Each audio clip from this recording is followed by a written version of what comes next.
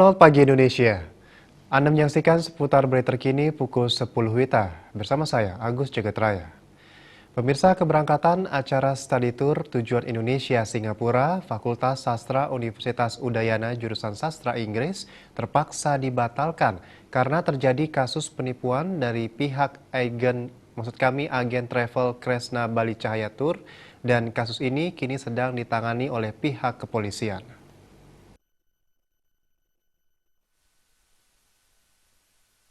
Tanggal 19 Oktober 2015, sekitar pukul setengah 1 siang, mahasiswa jurusan Sastra Inggris UNUD rencananya akan mengadakan acara studi tour tujuan Singapura menggunakan flight Garuda Airlines. Studi tour diselenggarakan oleh Ketua Jurusan Sastra Inggris dan acara ini baru pertama kali dilaksanakan. Studi tour diikuti 138 mahasiswa jurusan Sastra Inggris didampingi 4 orang dosen, 4 orang pihak travel agent, dan 4 bus dari perusahaan travel. Dengan pembayaran pendaftaran dari mahasiswa senilai Rp7.575.000.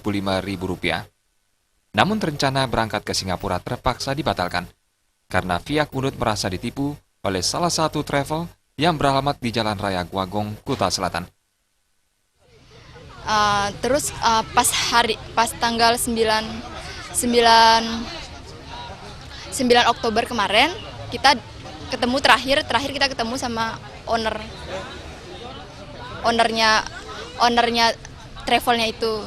Nah, dia di situ bilang kalau tanggal 19 Oktober ini berangkat udah pasti, dan kita dikasih itinerary-nya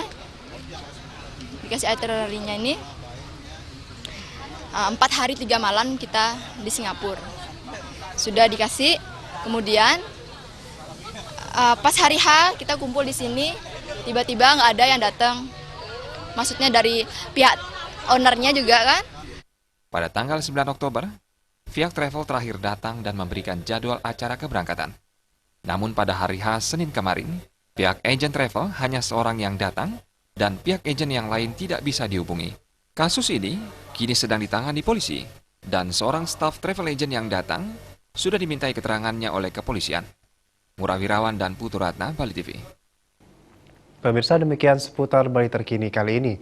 Nantikan informasi menarik kami lainnya dalam seputar Bali terkini 1 jam mendatang. Salam Indonesia.